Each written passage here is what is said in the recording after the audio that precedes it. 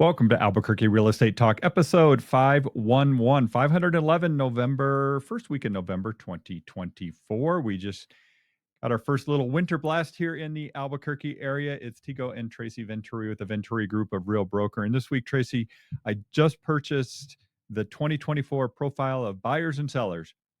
Great report. We'll talk about some of the takeaways from there that we couldn't even cover it all. There's so much information there. Tracy, you wanted to highlight one of our great communities here in the Albuquerque area, Corrales, as well as I know the way I said it, Corrales? You mean, Corrales, I was like, I don't even know what you're saying. Corrales, Corrales. Corrales.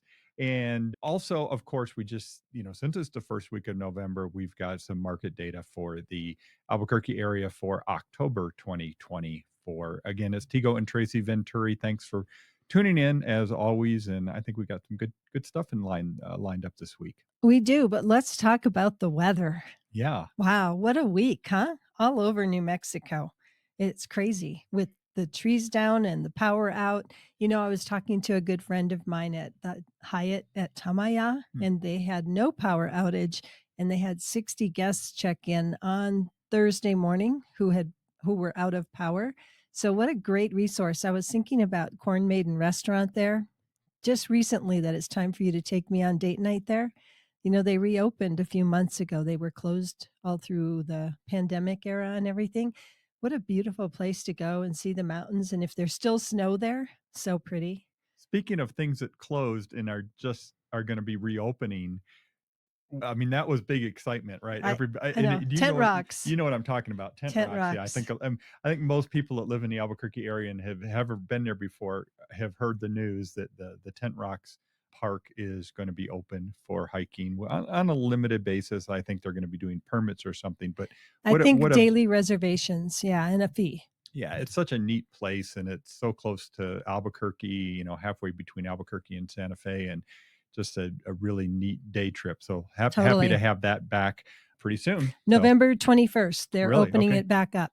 I know the name is longer, Kasha, to something or I other. wasn't going to go there. Tent Rocks used to be that you could bring your pet, your dog, and go on a hike, but no dogs allowed anymore, unfortunately. Well, and it got closed during the pandemic, and then it's just been closed, and they've been trying to figure out a way to make it work so there wasn't so much traffic. They were having too much traffic, and that was an issue. So, Right, yeah. right. Anyway, okay, those are totally off topic, but I we're know, here but I about mean, real estate. Yeah, but it all is into our quality of life here and why you might want to live and love New Mexico, right?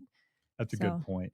I'm going to do a little screen share today. So if you're online on YouTube or one of the other places we have this, I've got a few screen shares up there so you can see that. First and foremost, though, I want to talk about the October home sales data, Tracy. I did a little graphic and it's up on the screen right now if you're watching online. And what we saw is home sales increased. We had a decent number of sales in October, and it was up about 5% from last year. The thing I saw, though, is if you compare that to October of 19, it's down like 20 to 30%. So yeah, I mean, sales are still kind of feel a little sluggish, but there is more activity this year than 1 year ago. The other thing a lot of people were talking about were home prices, because that September to October reading showed that home prices dropped slightly, like it was kind of insignificant. But we come back here now in October, and the average price is now over 400,000, 409,000 for both single family, detached and attached, if you just average them all out. And that's up almost 8% from a year ago. I will caution people, though, that doesn't mean that home prices are appreciating at 8%. I think home prices are still appreciating more in that 3, maybe 4% range when you look at it, from a big picture standpoint in our area. The other big change was we had an increase in the number of listings, about 1,000 new listings this year in October, which is a slight increase, just 3% from October a year ago. Listings as in properties listed for sale. Yep, new properties for sale. And the last thing, or two more things, is the number of homes for sale is up about 23% from a year ago, about 1,900 homes, let's say. That's a hard number to track because it's like, okay, what day do you survey it and everything? But basically 1,900 homes. More importantly, it's up 23% from a year ago. However, that's still about 25% less than October of 2019. I always go back to 2019 because that was the last kind of normal year in our market. And then the other thing is the days on market has increased almost 50% from last year. So the days on market from when the home goes on the market to when it goes under contract is now on average 37 days, which is a little bit more normal. I don't remember the October of 2019 numbers, but it's still a little bit less than that. So, but we're kind of more into a more normal pace of home sales, unlike those crazy days where, things were selling In negative in days. negative days. Yeah, So for a Tigo, few years ago. remind me, you were sharing this online. Where can people find it online? Yeah, they can find it on our team Facebook page at Venturi Realty or Venturi Team. You can find us on Facebook. You can also find it on my Facebook. You can also find it on my Twitter, also on my Instagram, and it's Tego No Venturi. YouTube? And I have not put this on YouTube because it's just a graphic. Ah, This is it. This is the YouTube that this is it. We're making it right now. oh, okay, Yeah, perfect. yeah, Got it. got it. So, Okay. did you want to talk about your neighborhood, your community here in Albuquerque that you want to highlight this week? So we're featuring the community of Corrales, which is the village of Corrales, which is really right here in Albuquerque, right next to the river between Albuquerque and Rio Rancho. And Corrales is a pretty special place. I did a lot of the stats by the numbers, and I'll get to that. But let's talk about some of the reasons why people love Corrales. Okay. It's considered the horse capital of New Mexico, first of all. Tigo, we go out to eat once in a while. I started Once in a thinking while. of all of the places to go and eat or drink in Corrales, right? I'm just going to whip through what I could remember. So we have Indigo Crow, which is, great night out. Yep. Hannah and Nate's, which is open till breakfast and lunch. Parea's, longtime institution. Sandia Bar, which just reopened, newly remodeled or built, basically. Casa Vieja, the Village Pizza, Ex Novo, Vision City Brew Distillery, which is in the old Boxing Bear at Corrales in Alameda. There's several wineries also in Corrales, Milagro, Pasatiempo, Corrales Winery, and the farm stand, which we haven't been to. I believe the farm stand has like coffee and food in addition to vegetables for sale And that's the one and a right by the winery. post office, right? Across from the post Yeah, office? Yeah. kind of right Okay. across. Yeah. So just, that little village, all of those places, in addition to all the community events, right? So some of our favorites, Hmm. right? The 4th of July parade, Yep. go walk in the parade if you want, ride your horse in the parade, ride your motorcycle, your classic car, whatever. There's also the Fall Harvest Festival, which is 2 days long, a Saturday and Sunday. A lot of the area folks, I can't call them farmers probably, but farmers or folks that live around Corrales bring their tractors and pull hay wagons and give people rides up and down Main Street. They close Main Street. There's always an arts festival going on at the same time and lots of exciting things, right? And they have a Christmas cowboy parade. I think they call it the Caballero Christmas parade, which I know most people have gone away from Christmas as a theme, but it's still called the Christmas parade. They have the Corrales Art Center. There's a senior center. There's the equestrian riding ring at Harvey Jones where there's soccer fields. They have a swimming pool. They have an indoor meeting area. There's a pond that you can fish in there. I think a lot of people that even live in Corrales might know all that's in that facility right there. There's tennis and pickleball courts right there in the middle of Corrales at the Harvey Jones area. Then there's the Music in Corrales series that has music often in the old San Ysidro church, which is also available for rent. And then there's one of our favorite things, Tigo, the Bosque Preserve, which is being able to walk along the trails along the river. And there are several places in Corrales where you can park, not very many, but where you can drive east off Corrales Road, park, and go for a walk down in the Bosque. Yeah. So lots of good things. But let's talk about homes. Yes. Yes. Let's jump I to know. that. Yeah. It's like a neighborhood that I just have to talk about, right? The village.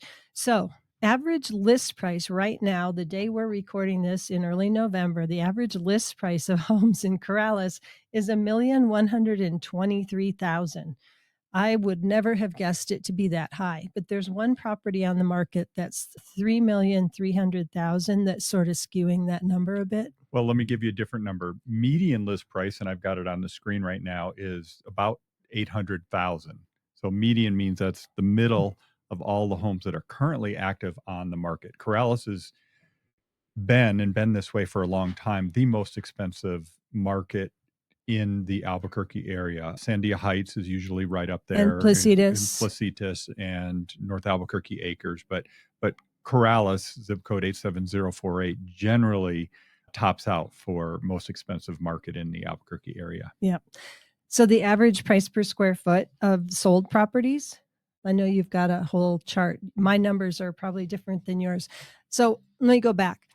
Of those homes on the market, the average number of dollar amount of price reductions right now is close to $27,000. So people are still kind of chasing the market down, I guess, versus or overpricing for the market right now. Well, and you have to remember that Corrales is a relatively small market. There's currently 22 homes on the market in the Corrales area. And so it's not, so some of these data points you have to be a little bit careful because we don't have a huge data set to go from. Right. Totally. So of the homes that are in pending sale, I think there's 20. I'm not sure what you're showing, but 20. They averaged $295 a square foot at the time they went pending. And the average price at the time of going pending is $842,000. Got it. So Yeah. considerably right in line with what you said. The Yeah. average is right at around 8. Days on market there to go to pending is 59. So just under 2 months. So of closed year to date, not 1 year back, but year to date, the average sold price was 756. But what's interesting is the original list price of all those homes averaged 797. So they were about $40,000 less than how they came out on the market. So again, a pretty big difference. The average days on market to closed was 56 days or to pending, and the average price per square foot of the sold was 290. So going back up to the average list price of the homes right now, it's 326. Average sold is 290 Per square foot. per square foot. Yeah. Yeah, Yeah. got it. So, yeah, I mean that is again going back to the big picture. Corrales is a more expensive market. One of the reasons is every property there, the is at least an acre. Not everyone. I know. Okay, I know. I said every, and I know it's not every, but for the most part, every property is a minimum of 1 acre. So they're larger lots. Okay. We know there's a few pockets where you can get, there's some half acres that are grandfathered in, but there's not many of them. So Tigo, let me just tell you what the range of price per square foot of the sold properties was. Okay. So what the lowest was 126 a square foot, Hmm. and the highest was 859 a square foot, and it was on 7 acres. Yeah, there you go. So Yeah, huge difference. So if you look at just like properties around 1 acre, it would be very different from that. But I thought that was pretty interesting. yeah. Anyway, Corrales is a great community. It's got all the facilities and trails for the horse lovers. A lot of the people there have chickens and goats and rabbits. And there's a one at the north end of Corrales that has those great big Texas Longhorn cows right now. And I drive by and it just makes me smile. So there you go. There's all about Corrales. Yeah, that's it, we're a little biased, but we love it. Yeah, well, we happen to live there. Yes. So, Tracy, I want to go back to this 2024 profile of buyers and sellers. This is I'm going to call it the premier report that the National Association puts out every year. I buy it every year. There is a cost to it. It's not free. They do give some highlights for free, but I buy the whole report because there's so many good insights that we need to know as real estate professionals, as well as to share it with our people and understand what's going on in the market. And they do everything from, what are the home buyers, what kind of homes are buyers purchasing, what does the home search process look like, what is the how do they interact with real estate professionals, realtors, and how do they finance, and how do they, what are sellers expectations, and the profile of home sellers. And I mean, it just goes on and on and on, which is, again, it's really, really good insight for, again, us, since this is what we do, but as well as being able to share it with our clients.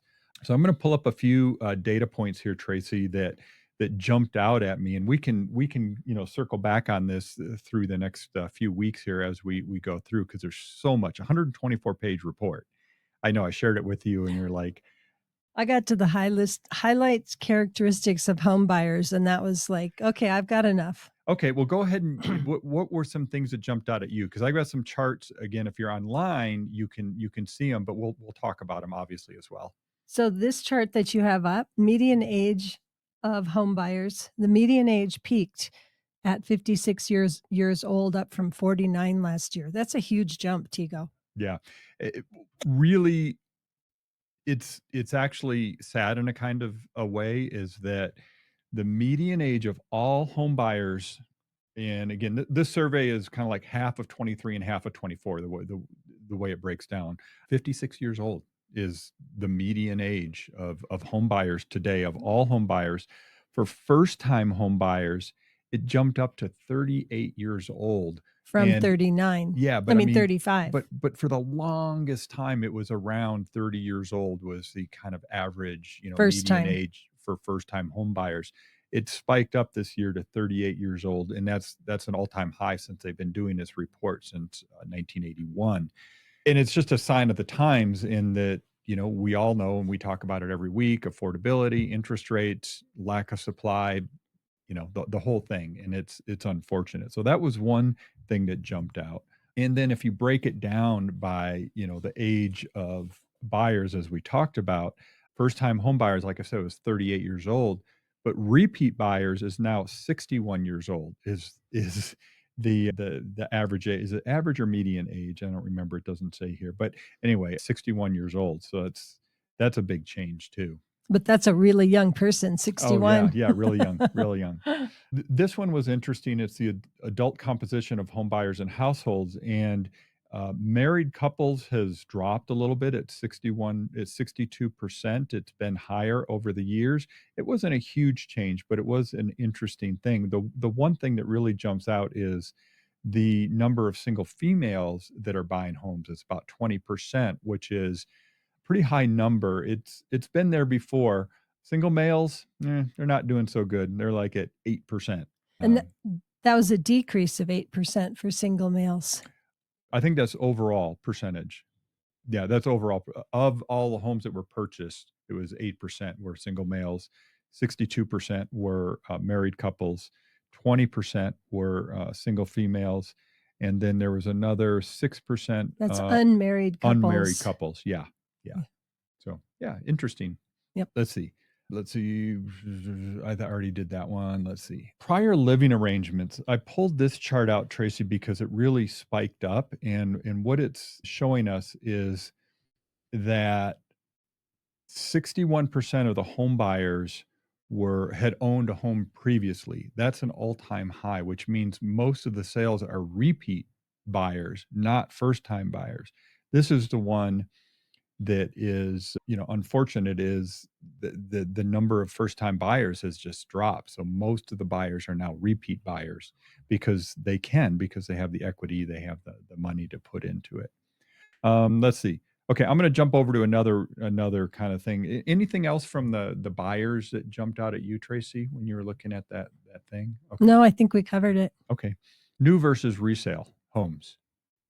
During the '80s and the '90s, even, all the way up until 2008 when everything shifted, it was very common that we would see 15, 16% of all the homes purchased be new construction.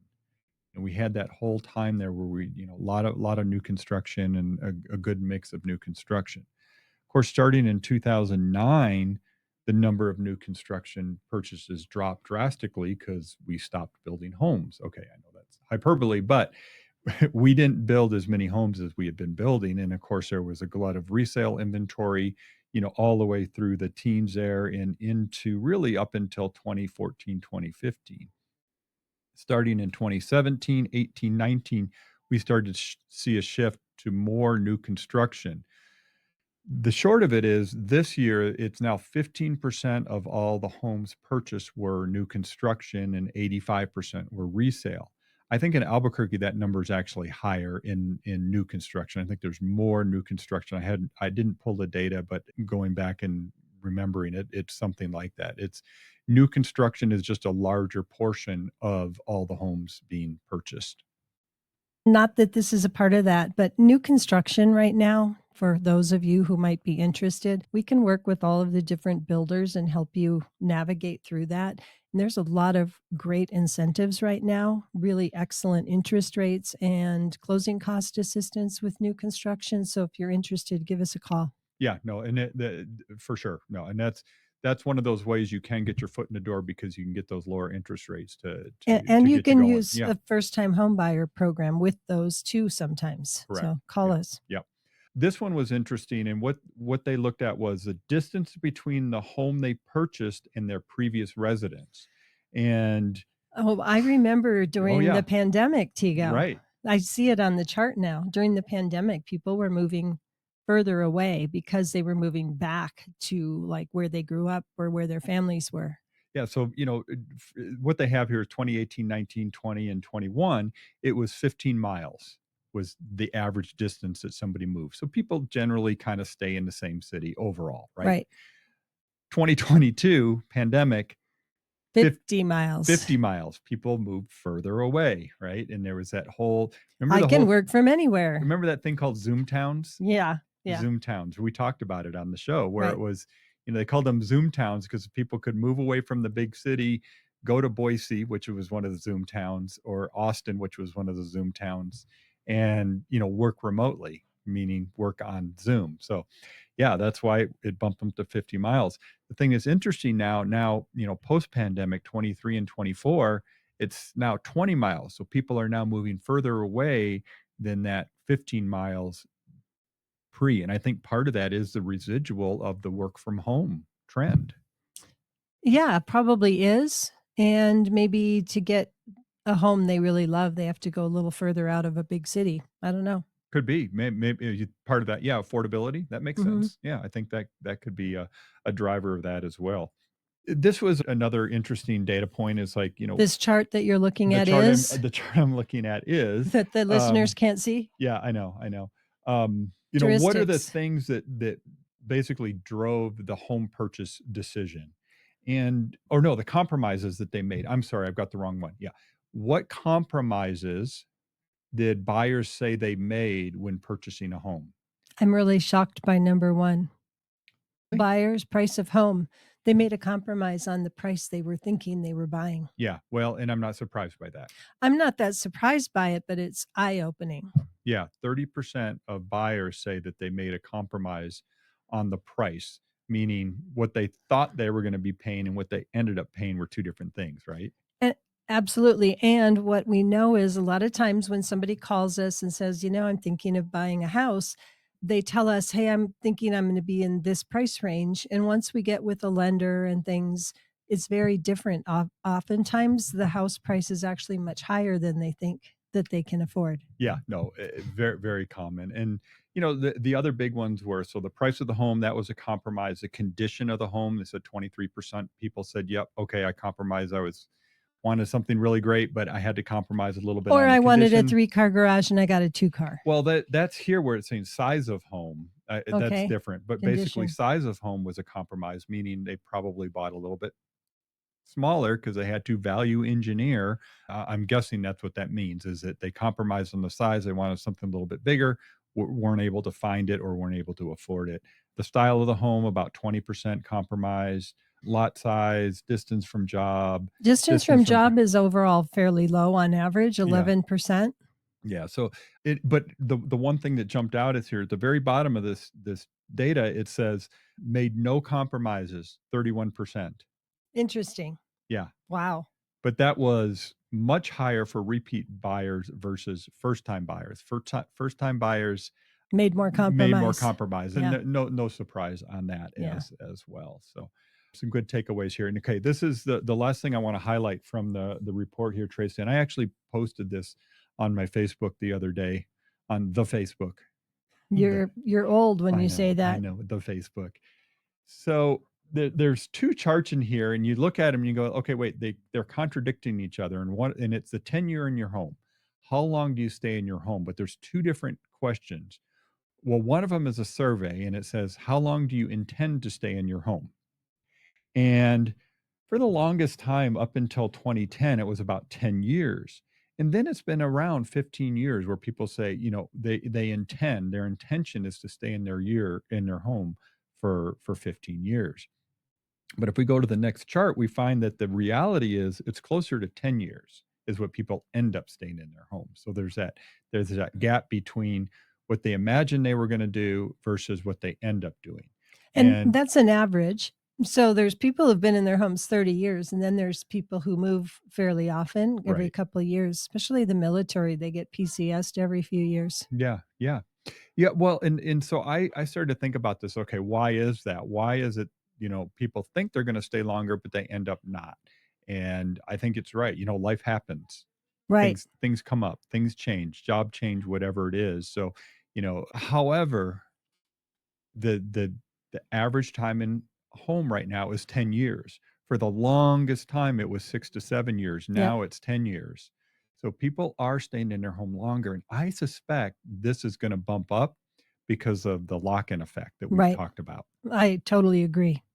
And the lock-in effect, if you guys don't know, that's where people have the 3 and 4% mortgages and aren't willing to give those up to move. They'd rather either make their current house work or not make that move because they're locked in at such a great financing rate right now compared to the going rate. So gosh, Tracy, what else was there? Mm, Oh, let's do one more. This one's interesting.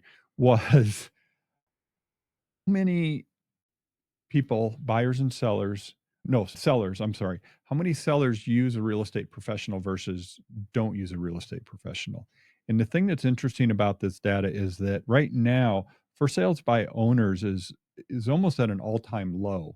People aren't selling their homes by owner as much as they used to. I mean, if you go back to the 80s and 90s, it was close to, 15 to 20% in that range. People were selling by owner. Today, it's only about 6% people are selling by owner. And here in Albuquerque, we don't see a lot of it. I don't even think it's 6% here in yeah. Albuquerque. I don't think so either. It's gotten so complex and all the legalities. So, Yeah, yeah, for sure. but 90% are using a realtor to help them sell their house, which is higher. Yeah. Last year was 89, the year before that 87. Well, it's interesting. We go back to 2006, 7 when Zillow came out, for example. Like, oh no, they're going to put the realtor out of business because you can just go online and click a button and buy a home. And that sounds good until you actually know what it takes to go through a real estate transaction and how complicated it is and how many moving parts there are and how many things that can go wrong. And so it's interesting that this really hasn't changed. In fact, it's actually increased as the technologies come on, Yeah, for sure. which is interesting.